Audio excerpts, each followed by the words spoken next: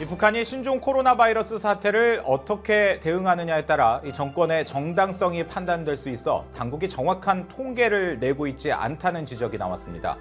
또 북한의 불투명한 정보 공개와 통계는 국제 인도주의 지원단체와의 협력에도 큰 걸림돌이 된다는 비판이 제기됐습니다. 김영교 기자가 보도합니다. 30일 워싱턴의 한미경제연구소가 주최한 온라인 간담회에서 로버트 킹 전 미국 국무부 북한인권 특사는 북한 정권의 정당성은 신종 코로나 바이러스 위기에 어떻게 대처하느냐에 달려있다고 말했습니다. 킹 전 특사는 북한 정권이 코로나 바이러스 발병자가 한 명도 없다고만 할 뿐 제대로 된 통계를 공개하지 않고 있는 것과 관련해 북한의 대응 결과에 따라 북한 정권의 정당성에 심각한 문제가 될 것이고 이 점을 잘 알고 있는 북한 정권이 제대로 된 코로나 바이러스 관련 통계를 내놓지 않고 있다고 주장했습니다. We're dealing with that in spades when you're dealing with North Korea, where their government has the ability to control the media much more so than is the case here. 토론회에 참석한 다른 전문가들도 북한의 정보 미공개 문제와 통계 조작 문제를 지적했습니다. 북한인권위원회 그레그 스칼라튜 사무총장은 북한 내 발병 사례가 몇 건이나 되는지 알기 위해선 검사를 해야 하는데 북한은 얼마나 검사를 했는지조차 알 수 없다며 북한은 통계 조작에 능할 뿐 통계를 분석할 능력도 없다고 지적했습니다. 그러면서 북한 정권은 상황 악화에 대비해 주민들에게 최선을 다했다는 식의 선전에만 몰두하고 있으며 코로나 사태를 자연재해 탓으로 돌리려 한다고 주장했습니다. For as long as they're dealing with an event that can be described as a natural disaster, the regime of North Korea does not regard it as potentially posing a direct threat to its legitimacy within North Korea. 북한은 이처럼 신종 코로나 바이러스 사태 이후 발병자가 한 명도 없다는 주장을 계속하고 있지만 최근 잇따라 국제사회에 코로나 관련 긴급 지원 물품을 요청하는 등 움직임을 보이고 있습니다. 최근 로버트 에이브람스 주한 미군 사령관은 북한 내 코로나 바이러스 감염자 발생 가능성을 기자들에게 공식적으로 밝혔습니다. 북중 국경 인근 부대에서 지난 2월 말 이후 감염 의심 사망자가 100명 이상 발생했다는 일본 요미우리 등 언론들의 북한 내 코로나 발병 가능성 보도도 이어지고 있습니다. 전문가들은 북한 정권이 통계와 정보를 투명하게 공개하지 않는다면 정권 정당성뿐 아니라 국제 인도주의 지원단체와의 협업에도 큰 걸림돌이 된다고 지적했습니다. VOA 뉴스 김연교입니다. 마이크 폼페오 미 국무장관이 신종 코로나 바이러스 관련 인도적 지원은 이미 제재에 저촉되지 않는다면서 미국의 이익과 안보를 지키기 위해 제재를 계속 유지할 것이라고 밝혔습니다. 폼페오 장관은 31일 국무부 기자회견에서 신종 코로나 바이러스 확산 방지를 위해 국제사회의 제재를 해제해야 한다는 최근 북한과 중국, 러시아 등의 요구에 대한 입장을 묻는 질문에 코로나 바이러스 대응을 위한 의료기기와 의약품 지원 등은 이미 세계 어느 곳 또 어떤 제재에도 해당되지 않는다며 제재 해제 요구를 일축했습니다. 그러면서 북한은 미국의 제재뿐 아니라 유엔 안보리의 제재도 받고 있다는 사실을 상기시키며 이들 국가들은 주민들이 굶주리는 상황에서도 핵과 미사일 개발을 지속하고 있다고 지적했습니다. 폼페오 장관은 이어 국제사회의 제재 아래서도 미국은 북한과 이란, 베네수엘라 등에게 인도적 지원을 제공하기 위한 제안과 노력을 하고 있다면서 미국은 해당 국가의 지도자들 못지않게 그들의 주민들의 상황을 우려하고 있다고 말했습니다. 북한이 지난 29일 발사한 것이 초대형 방사포라고 밝혔는데 이후 공개된 사진을 보면 지난해 8월 발사한 신형 대구경 조정 방사포와 비슷해 의혹이 일고 있습니다. 미국 내 전문가들은 북한의 사진 조작 가능성까지 거론했고 한국의 전문가들은 이 두 방사포가 이름만 다른 같은 무기 체계라고 분석했습니다. 서울에서 한상미 기자가 전해왔습니다. 북한 매체들은 지난 29일 시험 발사한 발사체는 초대형 방사포라면서 궤도형 이동식 발사 차량에 6개의 발사관이 있는 사진을 30일 공개했습니다. 북한이 지난해 7월 31일과 8월 2일 발사한 신형 대구경 조종 방사포와 유사합니다. 차륜형의 4개 발사관으로 지난해 8월 24일 발사한 초대형 방사포와도 비슷해 보입니다. 북한이 공개한 신형 무기들의 명칭이 유사해 혼선이 오면서 사진 조작 가능성이 거론됩니다. 독일의 미사일 전문가인 마커스 실러 박사는 30일 VOA에 북한이 30일 공개한 사진을 보면 미사일의 크기가 발사관보다 큰 점, 이동형 발사 차량 주변의 먼지 발생이 뒤쪽에만 나타나 인위적인 점, 미사일의 화염 밝기가 다른 곳에 영향을 주지 않아 부자연스럽다는 점에서 사진 조작 가능성을 제기했습니다. 한국의 전문가들은 북한이 시험 발사해온 초대형 방사포와 대구경 조종 방사포는 이름만 다를 뿐 같은 무기 체계라고 분석했습니다.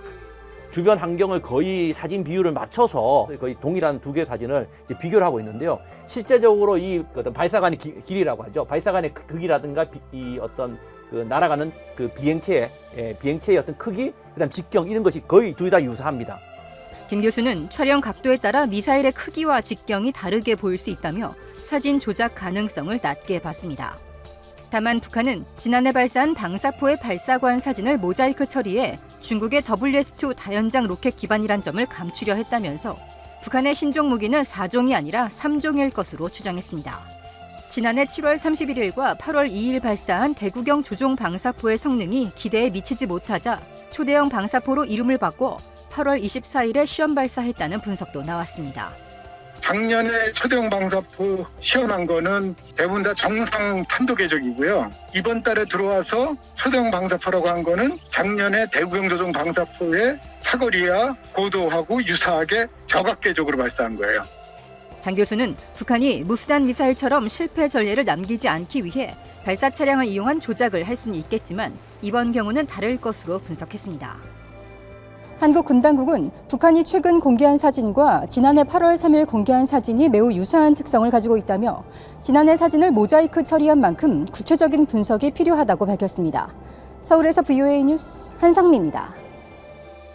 신종 코로나 바이러스가 전 세계적으로 확산되고 있는 가운데 북한의 계속되는 탄도미사일 발사에 대한 우려와 규탄이 이어지고 있습니다. 존 볼튼 전 백악관 국가안보보좌관은 북한이 미사일을 발사한 지난 29일 자신의 트위터에 전 세계가 코로나 바이러스 대유행에 맞서 싸우고 있는 시점에 북한은 이달에만 미사일 발사를 4번 강행했다며 이는 북한이 얼마나 주민들을 돌보지 않는 정권인지를 보여주는 두드러진 사례라고 지적했습니다.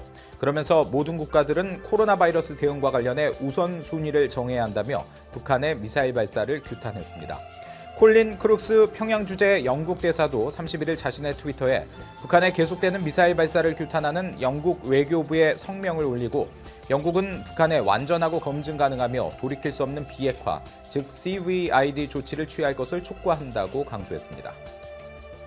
한편 최근 북한의 잇따른 미사일 발사 배경은 국내 불안을 억제하기 위한 것이며 신종 코로나 바이러스 영향이 장기화될 경우 북한 체제가 흔들릴 가능성이 있다고 일본 고위 관리들이 밝혔습니다. 고노다로 일본 방위상은 31일 기자회견에서 최근 북한의 반복되는 미사일 발사는 신종 코로나 바이러스가 확산하는 상황에서 내부 불안 요소를 억제하기 위한 것일 가능성이 충분하다는 견해를 밝혔다고 일본 교도통신이 보도했습니다. 고노 방위상은 또 코로나 바이러스 영향으로 북한 내 이동 제한 조치가 계속되고 있다면서 장기화될 경우 경제 상황 악화로 이어져 체제가 불안정해질 수 있다고 말했습니다. 모테기 도시미스 일본 외무상도 이날 기자회견에서 북한의 연이은 미사일 발사와 관련해 세계가 함께 대응해야 할 대상은 신종 코로나 바이러스 위협이라며 북한은 미사일이나 쏘고 있을 때가 아니라고 비난했다고 일본 언론들이 전했습니다. 여러분 조금만 더 관심을 가져주세요. 이거 우리 겁니다. 옛날처럼 또 뺏기면서 후손들에게 무책임한 선조로 남는 역사의 오점을 만들 수 없습니다. 이것만 우리 거 되면 우리나라가 전 세계 최고의 경제대국이 될 수 있습니다. 지난 2019년 9월 14일 페페TV에서는 한국의 5,800조 원유를 빼앗기게 생긴 이유, 사우디 10배 매장량 날린다 라는 제목으로 7광구의 존재부터 되찾아와야 하는 이유를 공론화시키는 영상을 제작했습니다. 이 영상은 100만 명 이상이 봤으며 이후로도 꾸준히 시청자님들께서는 페페TV에 7광구의 공론화를 촉구하시는 분들의 댓글이 올라왔고 청와대에 청원까지 넣어주시는 시청자님들의 간곡한 바람으로 인해 사회적으로 이슈화가 되었으나 여러가지 사회 이슈들로 인해 묻히는 듯 했습니다. 그런데 34년 만에 우리 정부가 대륙동 제7광구 석유자원을 개발하기로 했다는 소식이 전해졌습니다. 있습니다. 한국인들을 상용국의 꿈에 부풀게 하는 우리 해양 영토 7강구는 그동안 일본과의 공동계약 조약에 발이 묶여 방치돼 있었는데요. 드디어 정부가 개발을 하기로 발표했습니다. 여러분 축하합니다. 감사합니다. 이 모든 것이 국민 여러분 덕분입니다. 산업자원부는 해저 대륙봉 7강구 개발을 재추진하고 올해 1월 2일 한국석유공사를 개발사업자로 지정한 것으로 확인되었습니다. 한국석유공사 관계자는 충분히 가능성이 있다는 생각을 하고 조관권을 취득했다는데요. 7강구는 1968년 국제자원탐사기구에서 조사한 결과 세계에서 가장 풍부한 석유자원이 매장돼 있을 가능성이 높다고 밝힌 바 있습니다.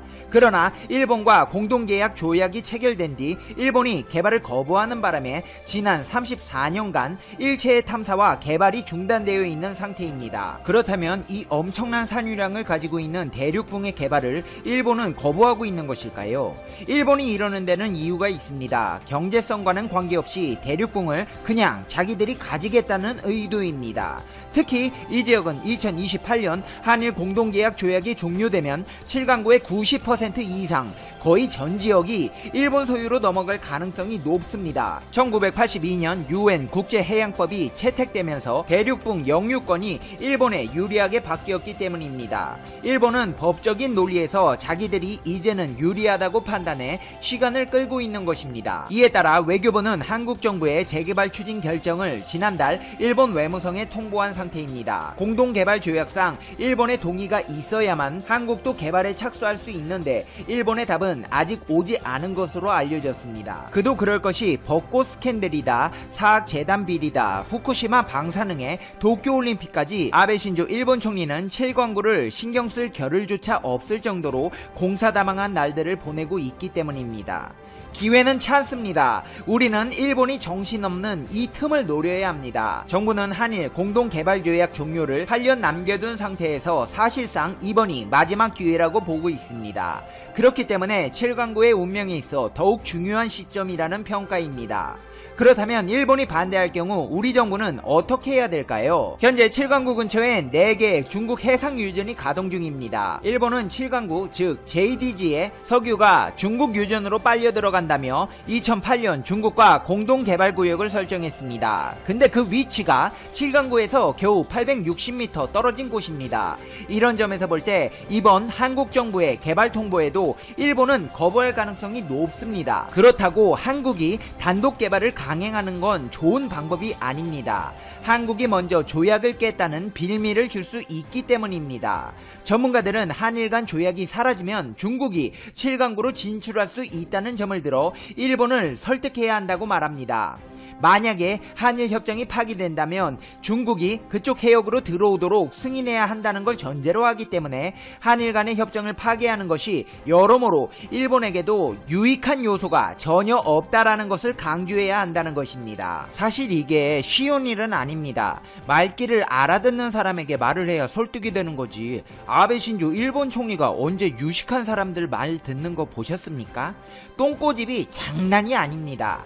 하지만 우리 정부도 다 생각이 있습니다. 정부는 일본이 계속 개발을 거부할 경우 국제재판도 고려 중인 것으로 알려졌습니다. 중요한 건 2028년 한일 간 조약이 종료된 이후엔 매우 불리해지기 때문에 조약이 끝나기 전에 국제기구에 중재를 요청해야 합니다. 국제해양재판소 관계자는 공동개발을 거부한다면 사실상 협정의 목적과 취지를 이탈하는 것이기 때문에 그런 면에서는 재판을 해도 꼭 불리하지 않을 수 있다고 전했습니다. 이렇듯 7강구 조약 종료를 8년 남겨둔 지금 국익을 지키기 위한 우리 정부의 철저한 전략이 필요한데요.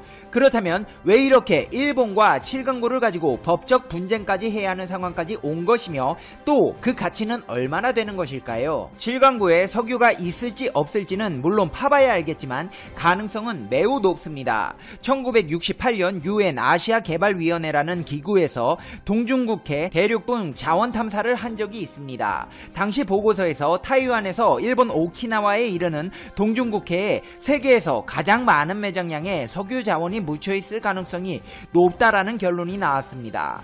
한참 뒤인 2004년 미국의 국제정책연구소인 우드로 윌슨 센터가 낸 보고서에서도 동중국해 천연가스 매장량이 사우디아라비아의 10배에 달할 것이라는 구체적인 추정 매장량까지 나왔습니다. 7강구가 노다지라는 보고서가 나오니 1970년 박정희 정권은 제주도 남쪽에서 일본 오키나와 앞에 이르는 7강구를 우리 땅이라고 선포해버립니다. 사실 7강구가 우리 땅이라고 하기엔 일본 쪽에 더 가깝게 붙어있지만 당시 국제해양법은 대륙붕이 어느 나라와 연결돼 있는지를 기준으로 누구 땅인지 정리를 했습니다. 우리나라에선 제주도로부터 7강구까지 한 덩어리로 쭉 이어져 있었으니 7강구는 우리 땅이라고 할 수 있었던 것입니다. 반면 일본은 거리상으론 훨씬 더 가깝지만 7강구와 오키나와 사이에 600m 깊이의 거대한 바다 골짜기 해구가 끊어놓고 있습니다. 그런 상황에서 일본이 우리나라에 개발을 함께 하자고 제안해와서 1978년 한일 양국은 7강구를 공동 개발한다는 조약을 맺었습니다. 석유가 나오면 반씩 나누자는 내용이었습니다. 당시 우리는 국제법적인 근거만 있었지 막상 석유를 탐사할 기술도 돈도 없었으니 일본의 조약 제안을 받아들입니다. 이때부터 7강구의 이름은 JDG (Joint Development Zone) 한일 공동개발구역으로 바뀝니다. 1980년부터는 한일 양국이 탐사하고 시추를 시작합니다. 시험적으로 7개 시추공을 뚫었고 3개의 시추공에서 적은 양이긴 하지만 석유와 가스가 발견되기도 했습니다. 그때부터 온 국민이 산유국, 이제 부자 나라가 된다는 꿈으로 가득 찼습니다. 제7강구가 검은 진주라는 노랫말에 국민 가요까지 나오기도 했습니다. 그러나 딱 거기까지였습니다. 1986년 일본이 갑자기 개발 중단을 선언하고 철수해버린 것입니다. 1978년 맺은 조약 때문에 한국이 단독으로는 개발이 불가능하다는 점을 악용했습니다. 탐사와 시추는 반드시 양국이 공동으로 수행해야 한다는 조항이 있었기 때문입니다. 한국이 단독으로라도 계속 개발하고 싶어도 일본이 안 된다고 하면 할 수 없도록 조약을 맺은 것입니다. 이후 지금까지 34년 동안 7강구는 시추는커녕 탐사 한번 해보지 못한 채 허송세월을 흘려보냈습니다. 일본은 갑자기 개발을 중단한 표면적인 이유는 경제성이 없다는 것이었습니다. 노다지일 줄 알았는데 막상 조사해보니 돈 들여 개발할 만큼 경제성이 있지는 않다는 것이었습니다. 그러나 진짜 속셈은 따로 있었습니다. 1982년 UN 국제해양법이 새로 채택되었기 때문입니다. 200해리 배타적 경제수역이란 개념이 이때부터 도입되었는데 대륙붕 소유권을 옛날처럼 어느 나라와 연결됐는지 복잡하게 따지지 말고 그냥 중간선 그어서 반씩 나눠 갖자 이렇게 바뀌고 말았습니다. 새로운 해양법에 따라 한국과 일본의 중간선을 그어보면 90% 이상이 일본 영토로 귀속됩니다. 게다가 1978년 맺은 한일조약은 영구조약이 아니라 50년 동안만 유효한 조약입니다. 2028년 즉 앞으로 8년 뒤에 종료됩니다. 땅속에 있는 석유가 어디 도망가는 것도 아닌데 굳이 한국과 공동개발해서 반씩 나누지 말고 2028년 조약이 종료될 때까지 기다려서 일본이 모두 차지하겠다는 의도입니다. 이후 일본은 경제성이 없다는 이유를 내세워 7강구 JDG 개발을 원천적으로 봉쇄시킵니다. 우리나라가 그래서 이번에 마지막 승부수를 띄운 것입니다. 석유 자원 개발에 걸리는 시간을 고려하면 남은 8년도 빠듯하기 때문에 우리 외교부가 지난달 일본 외무성에 한국이 개발을 시작하겠다는 입장을 전했고 현재 일본의 응답을 기다리는 것입니다. 과거 전례로 봤을 때 일본이 동의할 가능성은 높지 않아 보입니다. 그런 경우를 감안하고서라도 우리 정부는 국제재판까지 가보겠다는 입장입니다. 그렇다면 7강구는 일본의 말대로 정말 경제성이 없는 것일까요? 일본이 주장하듯 7강구 JDG가 정말 경제성이 없어서 일본이 개발에 나서지 않는 것일 수도 있습니다. 해상에서 시추공 하나 뚫는데 500억 원 이상이 들어간다고 하니 신중할 수밖에 없는 상황이기 때문입니다. 그런데 일본의 이 주장이 앞뒤가 안 맞는 사건이 하나 있었습니다. JDG 서쪽 중국 해역에서 이미 중국의 해상 유전들이 4개 가동되고 있습니다. 매장량이 어느 정도인지는 중국이 발표하지 않고 있지만 여기서 뽑아 올린 석유와 천연가스를 상하이까지 해저 파이프로 연결해 중국 대륙 전역에 공급하는 걸로 보면 상당할 것이라는 추정입니다. 그런데 중국이 욕심을 더 부렸습니다. 2005년에 JDG에 JDG에서 약 10km 떨어진 지점에 롱징이란 다른 해상 유전을 개발하겠다고 시추에 나선 것입니다. 이때 일본 정부가 7강구와 너무 가깝다는 이유로 강력하게 브레이크를 걸었습니다. 땅속의 석유는 서로 연결되어 있기 때문에 롱징에서 뽑아 올리면 JDG 내에 있을지 모를 석유 자원들도 같이 뽑혀 올라간다는 것이었습니다. 일본의 항의가 워낙 거센 데다 당시 2008년 베이징 올림픽을 앞두고 있던 터라 중국이 일단 양보했습니다. 롱징 유전의 개발을 잠정 보류한 것입니다. 그런데 일본이 여기서 다시 제안을 합니다. 롱징 유전에서 석유와 천연가스가 나왔으니 이 부근에 중국과 일본의 공동개발구역을 설정해 둘이 같이 해보자는 것이었습니다. 그래서 2008년 중일 정상 간의 합의로 중일 대륙봉 공동개발구역이 설정되었습니다. 사실상 롱징은 중국과 일본의 7강구였는데요. 그런데 이 중일 공동개발구역의 위치가 문제였습니다. 7강구의 바로 옆 직선거리로 860m 떨어진 곳이었기 때문입니다. 860km도 아니고 860m 떨어졌으니 그야말로 엎어지면 코 닿을 곳이었습니다. 자, 그러면은 우리가 여기서 생각해 볼 수 있는 것은 한국과는 JDG가 경제성이 없어서 개발을 하지 않겠다고 해놓고 JDG에서 엎어지면 코 닿을 곳에서 중국과 공동 개발을 하겠다는 건 무슨 논리냐는 얘기가 나올 수밖에 없습니다. 더욱이 중일 공동개발구역에 대해선 중국보다 일본이 더 공을 들이고 있습니다. 2008년 베이징 올림픽을 앞두고 중일 간 공동개발 합의는 했지만 그 뒤로 중국이 별로 성의를 보이지 않는 바람에 답보 상태가 계속 이어졌습니다. 그러다 2016년부터는 매년 중일 정상회담이 있을 때마다 일본은 공동개발 이행을 촉구하는 의제를 상정했습니다. 이것만 봐도 일본이 JDG가 경제성이 없다는 것은 핑계이고 시간을 끌고 있다는 사실이 명백해 보입니다. 사실 전문가들이 우려하는 최악의 시나리오는 혹시 8년 뒤에 JDG 조약이 종료되면 일본이 한국은 배제시키고 중국하고 JDG 전체에 대해 공동개발을 하자고 할 가능성이 있다는 것입니다. 한국과는 국제적인 법적으로도 이제 유리해졌으니 그냥 조약을 종료시켜도 승산이 있지만 중국의 경우 일본이 이기기 버겁다는 분석입니다. 1978년 한일 간 JDG 조약이 체결될 당시에도 중국은 거기 우리 지분도 있다. 한국과 일본이 일방적으로 공동개발 조약을 맺는 것은 인정할 수가 없다고 주장하긴 했습니다. 그렇지만 당시엔 중국의 국력이 지금과는 비교가 안 될 정도였으니 한일 조약이 맺어지는데도 그냥 바라보기만 했었습니다. 그러나 지금은 상황이 다릅니다. 중국도 2028년 종료될 한일 조약이 어찌 될지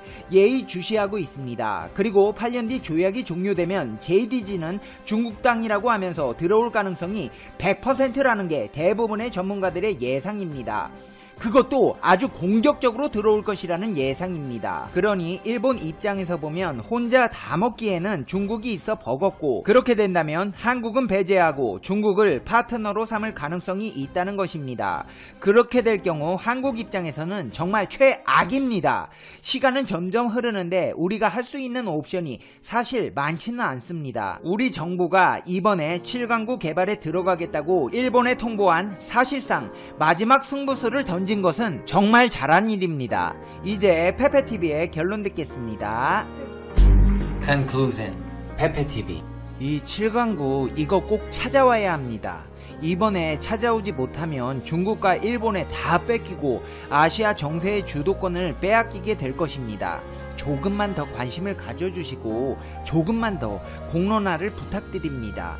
가뜩이나 지금 상황도 좋지 않은데 7강국까지 신경 쓰시려니까 골치 아프실 수도 있지만 이것만 우리 것이 된다면 아시아를 넘어 세계 최강의 국가로 발돋움하게 될 것입니다. 페페TV 시청자 여러분은 어떻게 생각하세요? 페페TV는 여러분의 생각이 궁금합니다. 댓글로 여러분의 생각을 남겨주세요. 이런 상황에서 힘드시겠지만 오늘 하루도 행복하게 보내셔야 해요. 당신은 소중하니까요. 다음 영상에서 봬요. 안녕.